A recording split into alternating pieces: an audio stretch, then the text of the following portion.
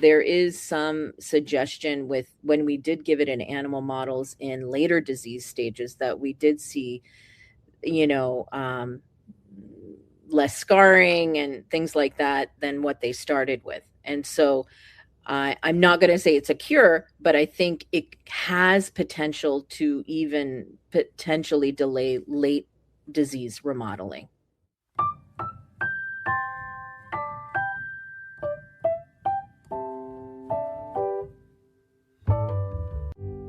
Do you have a cardiomyopathy and are hoping for a way to stop the progression of your disease or even reverse it? Today's guest on Let's Talk SADS Live, Dr. Farah Sheikh, may have that solution. Dr. Sheikh is a renowned Canadian scientist and researcher working as a professor of medicine at the University of California, San Diego. She and her colleagues developed gene therapy to modify rare genetic cardiac conditions like ARVC, and their company was acquired by Lexeo Therapeutics in 2021. Lexeo is now running a clinical trial to add fully functional PKP2 cardiac muscles to ARVC patients. This could stop or even reverse the progression of ARVC, and it's possible that this gene therapy will work on a multitude of rare cardiac diseases. If you're curious about how gene therapy could shape the future for people with SADS conditions, this episode will help you better understand what it will mean for you and your family. Hi, and welcome to Let's Talk SADS Live. Today, my guest is Dr. Sheikh. She is joining us from sunny San Diego. We are very jealous as I'm sitting here in cold Toronto. Dr. Sheikh, you are a consultant now with Lexeo, which is running a gene therapy trial for ARVC. This is really exciting news, and we're so pleased that you, as the originator of the research with your partner, are here to talk to us. We understand this is also your first podcast, so we're very, very excited to have you here. So before we begin and get into the research, can you tell us a little bit about yourself, your background, your training, and also you have a personal connection, I understand, with ARVC, so maybe you could share that with us. Sure. And I want to thank you so much for inviting me. I am so excited to be here. As I said, as you also said, it's my first podcast. Happy to share about my journey with ARVC. So just to give you a little bit of background, I am Canadian. I was born in Chibougamau, Quebec, which is very up north in Quebec. And to be honest, my journey with the heart really began because my father suffered a heart attack very early on in his life. He was actually, I believe, in his late 30s, so very young. And, that really shaped my career because I always wanted to find something that could be helpful for him. Unfortunately, he has since passed of a heart attack, but it just struck me that in your life, sometimes you often find yourself in a similar position, but different, maybe disease front. But, and so my whole training has been really done in Canada. And so that's where I did my undergraduate at McMaster University. I then went on to do my PhD at University of Manitoba. And then I came to San Diego to try the opposite extreme in terms of weather, to sort of fortify my training, working with one of the leading groups in molecular cardiology, because they were very interested in genetically engineered animal models to better emulate human disease so that we could understand disease a lot better. And as I was going through my training and I had an opportunity to move up the ladder, as they call it, I started forging my own sort of career. And, my whole research and career has been about looking at the heart muscle. And I really want to understand the architecture of that. And so I was studying other parts of the architecture of the muscle when I got to what I call is the cell-cell junction. And so as I was trying to understand the cell-cell junction, and this was sort of my own independent career, unfortunately, someone in my life got diagnosed with ARVC. And it was such a weird coincidence because at that time, there were no models for animal models that really emulated the disease very well. And I was trying to develop such a model. And then this person in my life got diagnosed. And I was like, wow, this is such a coincidence that, and sometimes you often get signs from above, from wherever, to direct you in your own sort of where research, where you should go in your life and path. And I really thought this was a sign that I really had to dig deeper into that. And I also understood, and as we know, unless you do something about it, no one else will do something about it. And so that was sort of my fortitude into moving into this area. And first of all, just generating animal models that better emulate the human disease.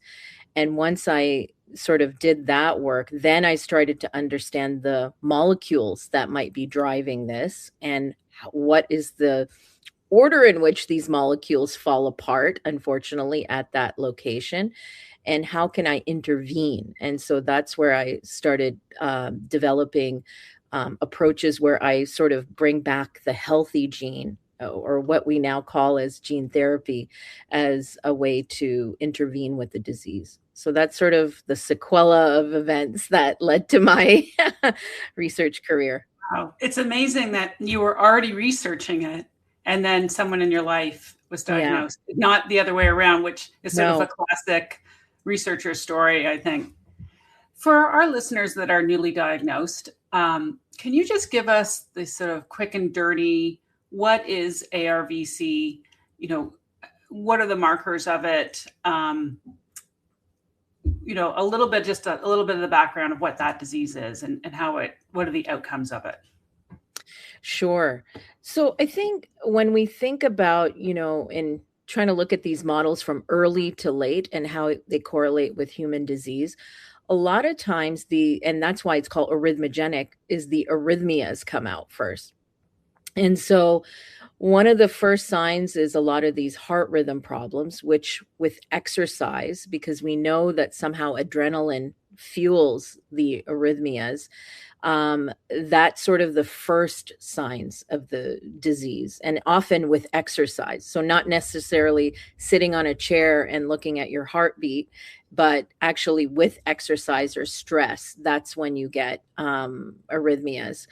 And we see that also in our animal models, like without any structural problem to the heart, these things are sort of happening.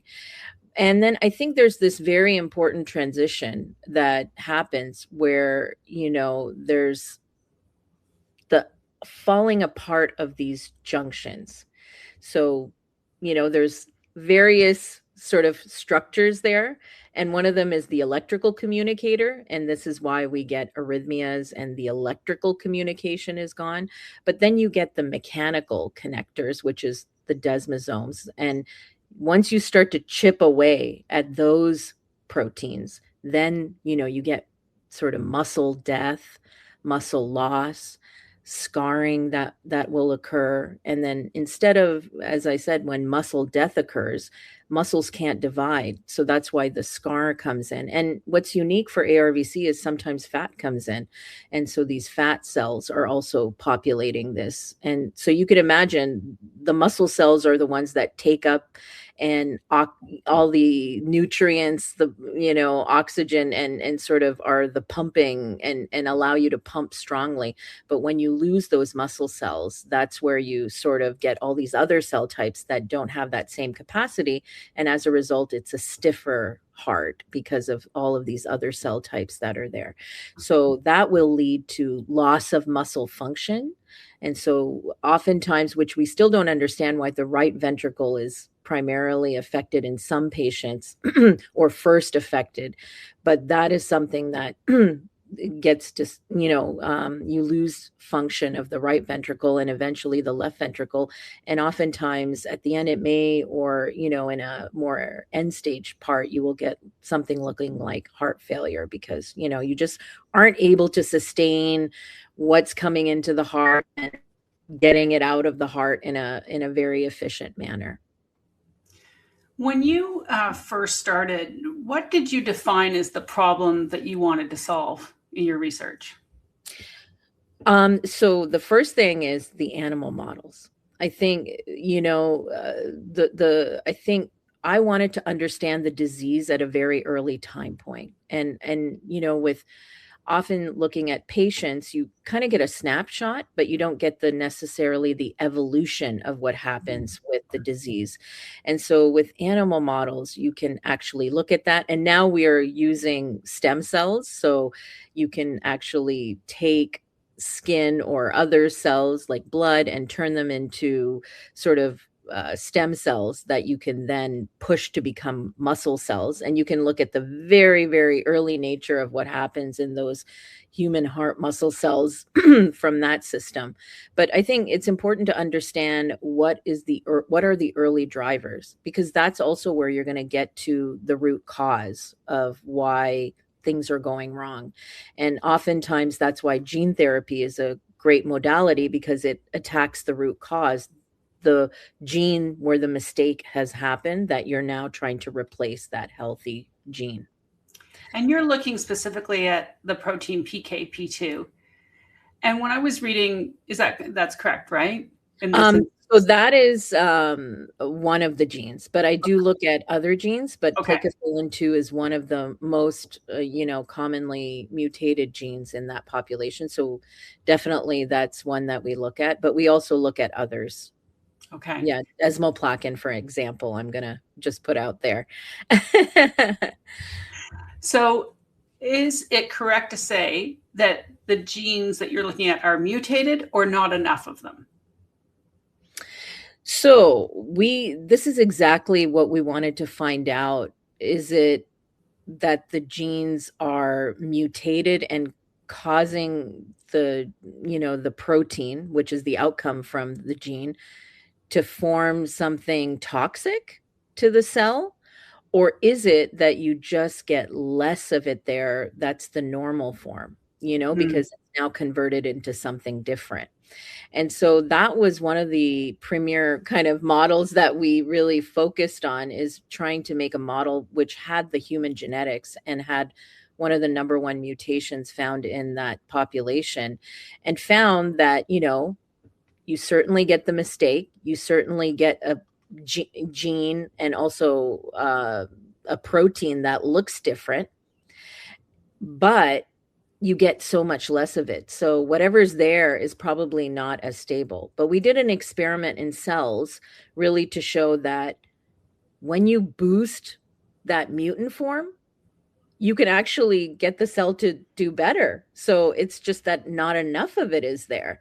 And even if you give the normal healthy gene, you can also boost everything. So it's about the quantity. It's not about the quality of that mutation. In fact, we think from our research is that the mutation actually allows you to survive.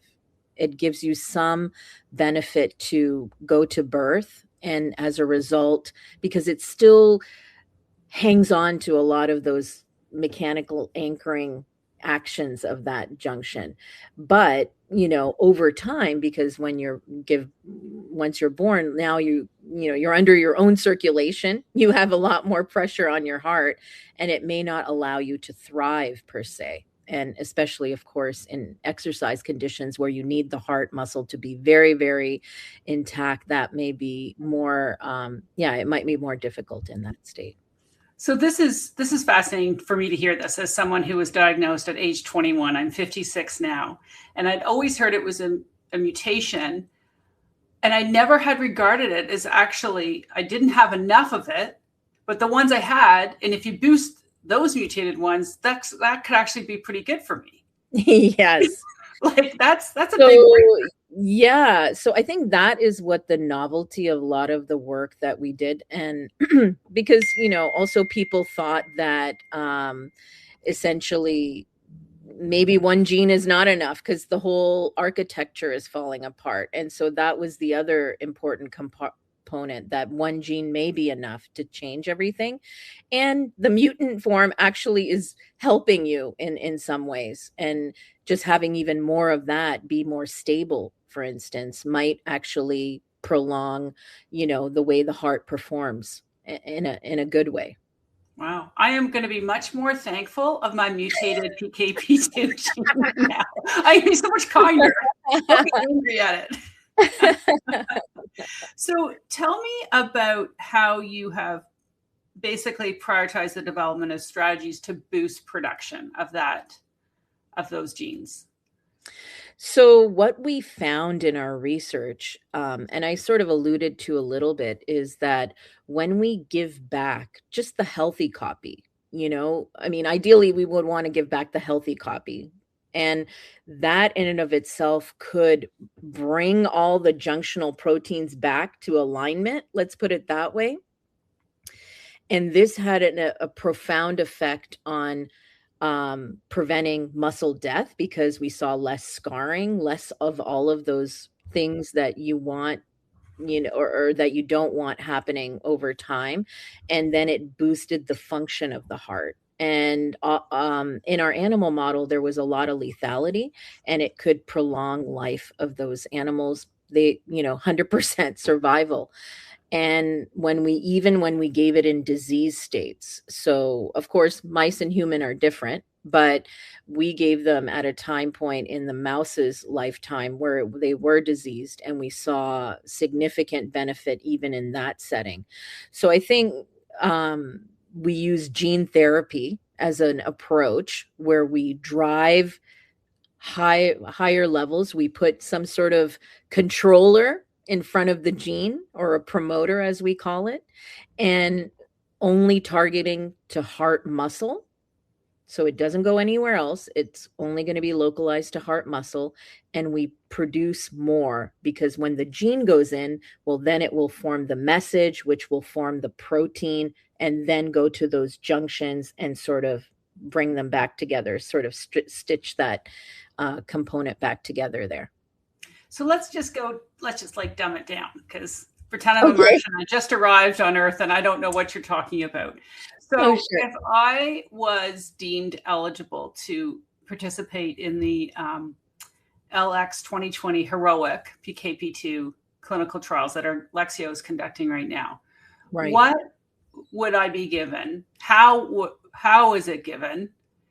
Like, just walk through just a very basic stuff. Like, is it a shot? Is it a pill? Is it something in my ear? What is it? So basically, we just give a one-time injection. And so this is, and so I'm going to preface myself that I'm not a clinician.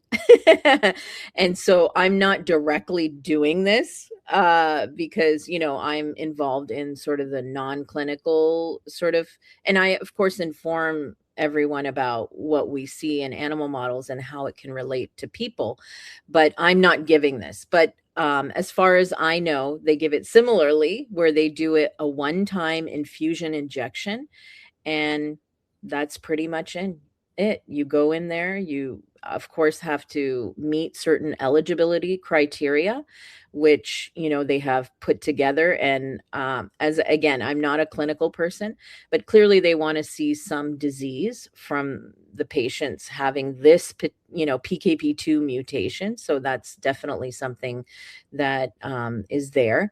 And but we want to be able to give this one-time injection and follow the course of your your lifetime with this particular injection. So it's a one-time shot, in other words. And what would success look like? What is it not, and what can it do, and what can't it do? Right. So it is not a cure. I would not preface it as a cure, because a cure, I think, would be almost like you would never get any sign of the disease. And so we have to be very cognizant of how we put that messaging out, because when we, of course, even give it to mice, there is some disease, but it affects function and all of those outcomes, but you may still have some part of that disease. And so the idea is that you are changing the way the disease behaves in you. And so it will change. Hopefully, my hope is, and I think Lexio has already reported early on in March some data that it changed PVC burden in patients. So I think that's the number one thing that we also see as the early sign of the disease and things like that. And hope with later time points that they'll see impact on, remodeling of the heart and not having this dysfunction and things like that. So I think I want to just preface it is it's going to change the way your disease you may be operating in the sense of the disease in a very mild setting versus going towards a very severe setting or heart failure. So is it fair to say, Dr. Sheikh, that it stops the progression or the advancement of the disease, or is that correct to say that? It's correct to say that. Now, we do have some data that suggests that there is potential reversibility, and those are in our publications. But that is something that we would, we don't know if that part truly translates to people or not. But I'm hopeful, but I can't say that right now. And so there is some suggestion with when we did give it in animal models in later disease stages that we did see, less scarring and things like that than what they started with. And so I'm not going to say it's a cure, but I think it has potential to even potentially delay late disease remodeling. That's incredible. I mean, I can't listen to this without thinking about myself, because for the past 11 years, I've been living with heart failure as a progression of ARVC. To imagine that patients like myself and others can reverse some of the scarring and have increased heart capacity and function, even still having the diseases, because he says it's not a cure. I mean, that would really improve quality of life. Right.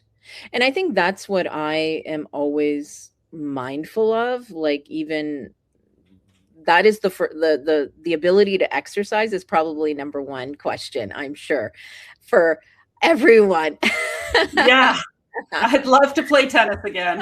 But, yeah. So, I mean, I think, we have been closer, like minus 5 years ago. We're a lot closer than 5 years ago to having something that may have a therapeutic transformation for patients in some ways, and I think going after the root cause is partly due to that. We cannot sort of completely know until we do the clinical trials that they're, safety first, of course.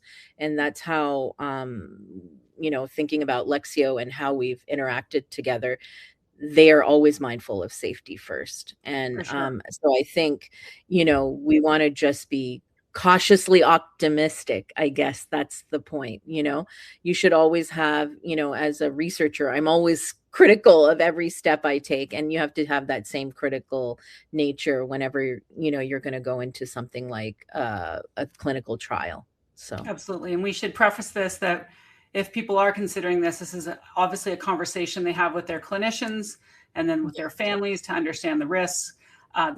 We're not giving advice on this podcast whether people should do it or not do it. Go and speak to your clinician. I have a question about, this is an inherited disease. This runs in families. Is there an anticipation on how early someone might be able to take this? If a child is born, it's known as they inherited the genetic mutation. Could this, if administered early, could it just not, the genes or the disease just doesn't get expressed? So that's what we found with when we gave the intervention or the gene therapy very early on in our mice, like almost like when they were born. That definitely changed the scenario for that animal model to look like it did not have any level of disease. But I think, we still have to understand what is early and also there's a lot of conversations that have to be had with your cardiologist about the type of mutation you have. I mean, variants of unknown significance or or those that have been shown to have pathogenicity.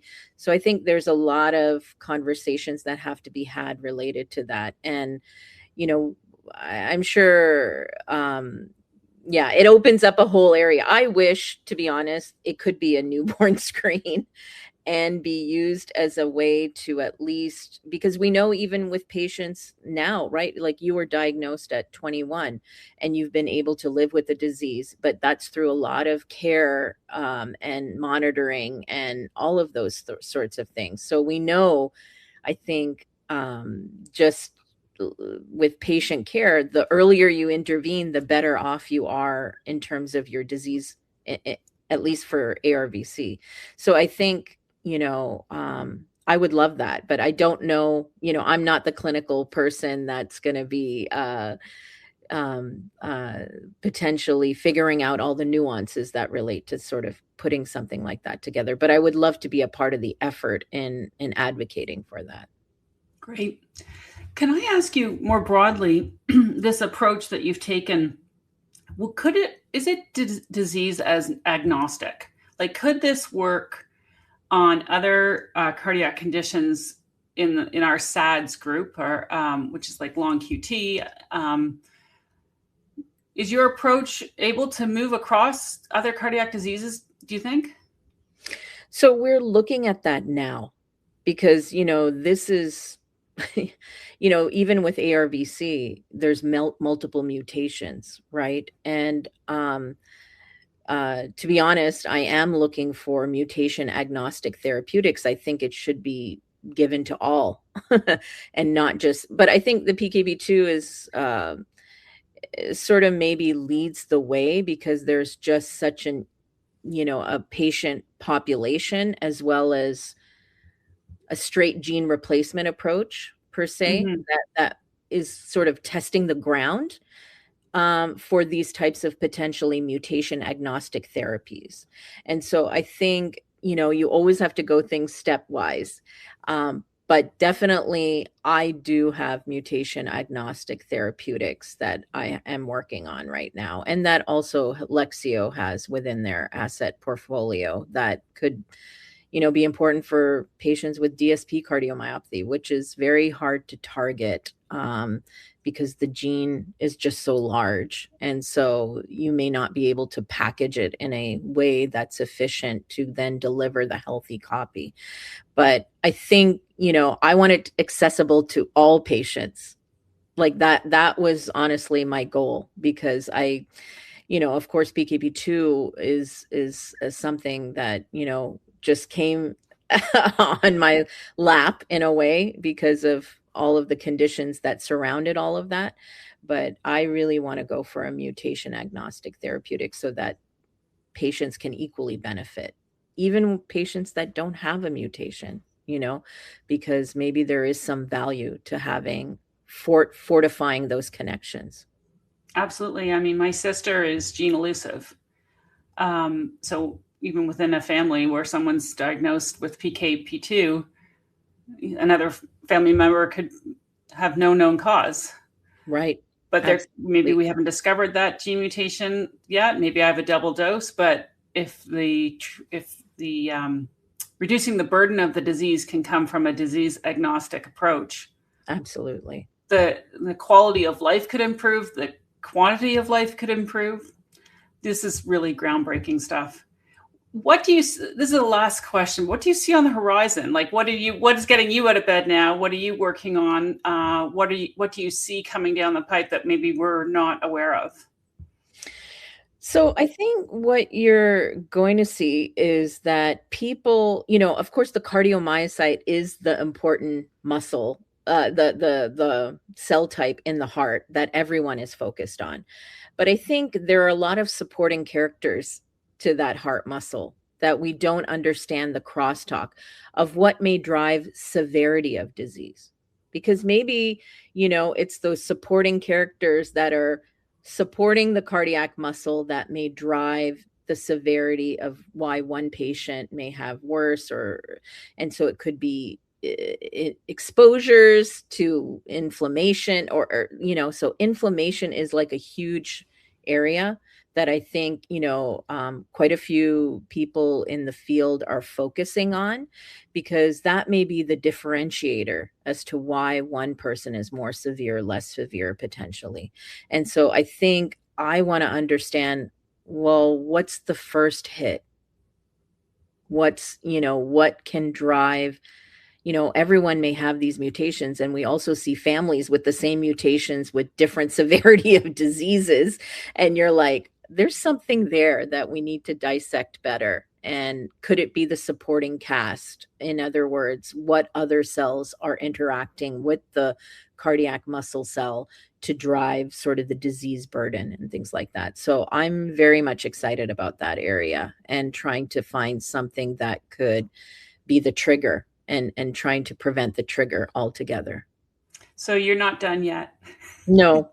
You're not resting on your laurels. No, absolutely not. I think, also if you have someone in your life that's impacted, and I don't, once you start on this journey, you just like want to do as much as you can towards moving therapies, or, maybe I don't have the best, but this will be the proof of concept to the next best, to the next best. So I think, you always have to keep pushing,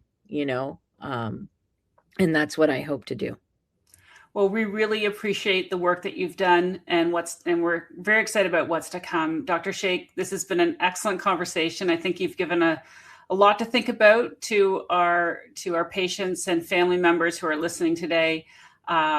Send some sunshine up north, and I understand you're coming home back to see family in Toronto soon. So very happy holidays to you, and thank you so much for spending the time with us today. Thank you so much. Again, I am eternally grateful to you as patient advocates to, get the message out to the community, the other patients.